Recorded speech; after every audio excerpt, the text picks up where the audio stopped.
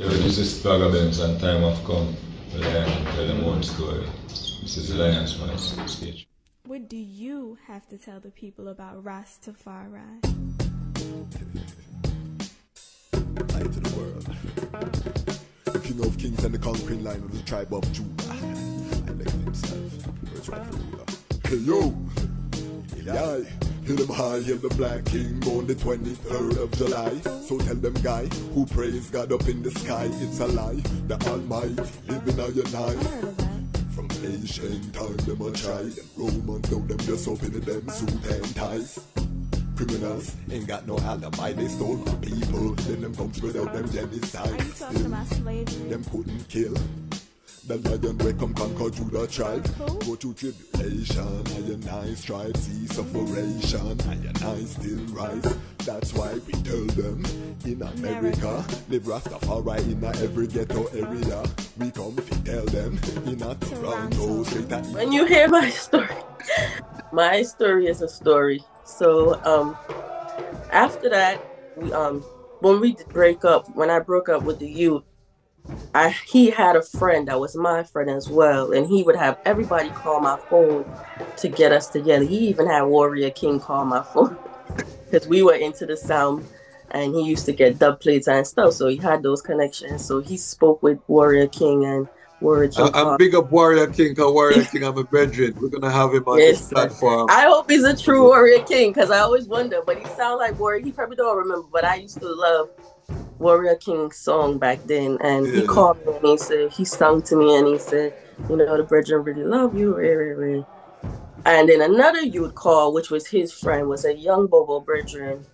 He called and we started to reason, and when he was reasoning, he said, I realized why you and the brethren didn't work out, you too mature for him, and this brethren was a little bit older than I.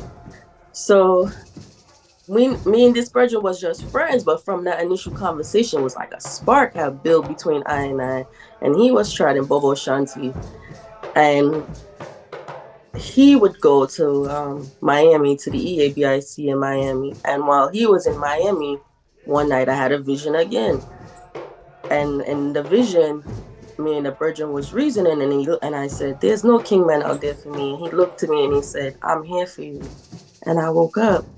And I'm like, what? I never liked this man. I never looked at this man like that. Like, this is my ex-brethren's friend. I never looked at him like that.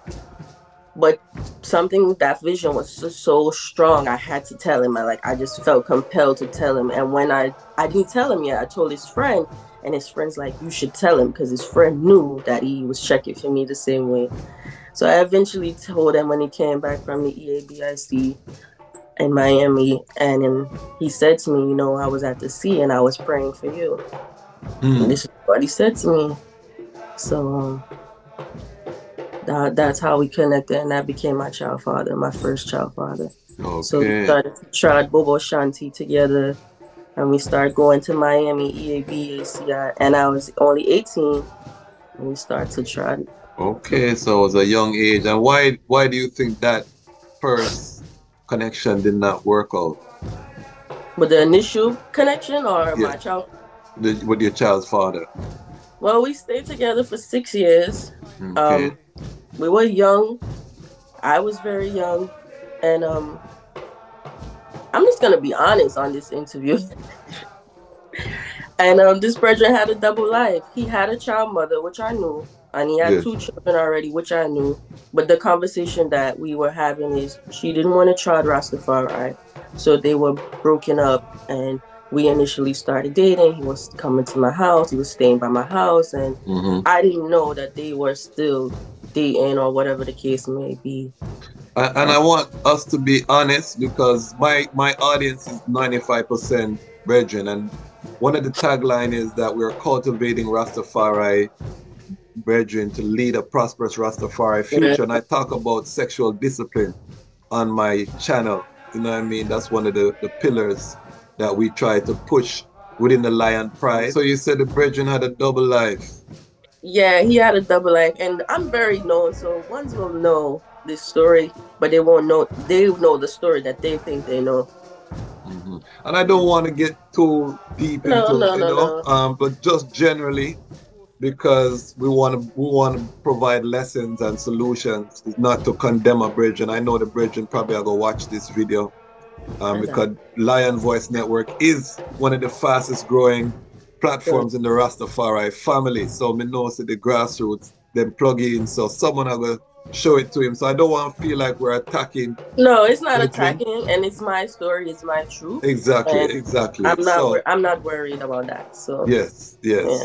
So I just want to set, because I don't want to build this platform as a controversy. No, not platform. At all. This is about healing. This is about bringing forward the family into a oneness, so that we have, you know, children growing up in families where there's a mother and a father, and they're together. That, you know, His Majesty show us that example. So continue. The brethren was living a double life. Yeah. So he was still in his I do believe that he did leave the sister alone for a little while, but then I got pregnant and with my first child, and we were back and forth to Florida, and we would go to ISIS and go to service and stuff like that. And one time when I went, it was Christmas actually. Oh, wow, it was the same time this year right now, so it's like an anniversary. So they had a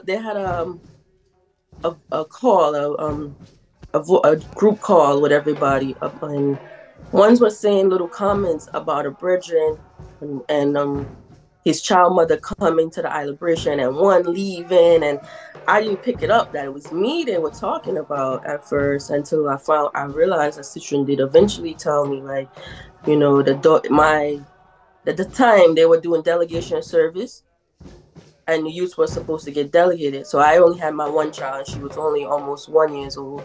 But I was starting school to do medical building and coding, so I had to leave Florida because I had my child and I was very young, and I wanted to build something for myself, so I had to leave. And I didn't want to leave because I really wanted to get my youth delegated at the EABIC. True, I was trotting back and forth for so long, it was like my destiny to do that, but I had to leave.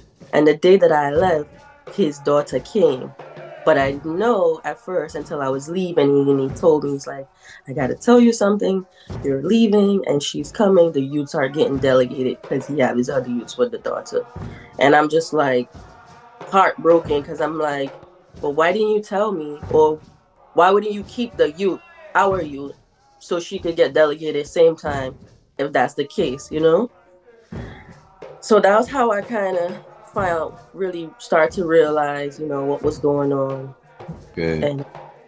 And that's kind of when I started to get fed up with the whole situation. Okay. So that relationship didn't continue after that? No.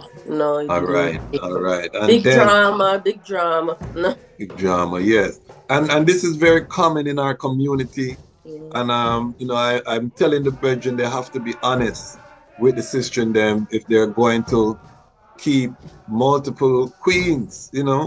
We talk about the whole polygamy. And I'm not against that at all. And I'm not against that at all. Yeah. I just believe he was so young. So you have to understand, this was years ago. My daughter's 18. I hold no malice. I hold no grudge. I feel like he have his walk. He going through his thing. He have to go through his thing. I never hold that against him. We were young. But for my life, this is my truth. And what really was the issue for me was the elders that were around us. I was a young, enthusiastic daughter. Like, I didn't trot far for no man. I was trotting because I loved the liberty. And I was coming all the way to Miami from New Jersey, so young. And I just was so devastated that the elders around who knew what was going on didn't stop the situation or didn't get involved and say, you know what, this is a young princess. She have a future ahead of her. If you're not going to do right by her, you need to allow her and make another king man take her up, because, you know, we building nation building, we building families, and strong families is what we need to build as Rastafari. So more time, that's what really hurt me the most, is the elders who knew what the situation was, who smiled in my face, who taught me things, who, you know, who didn't just embrace me and say, listen, you have to get out of this situation because your future is based on what's going on right now, you know? So, so the elders there was a failure in the infrastructure.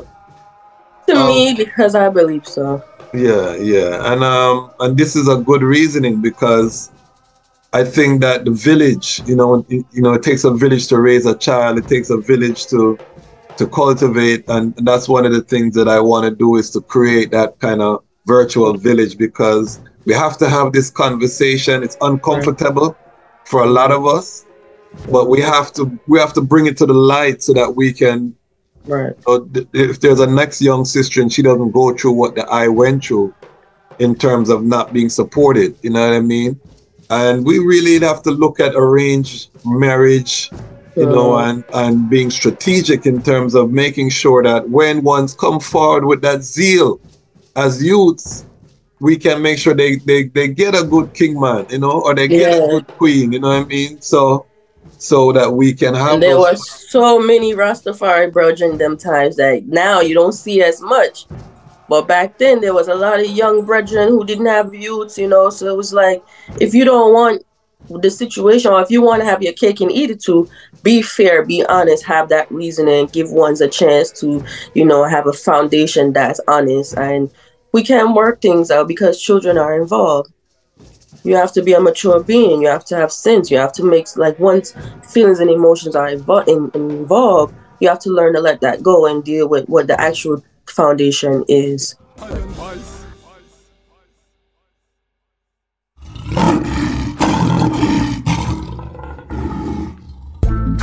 Rastafari. Black woman, I say your heart is so golden.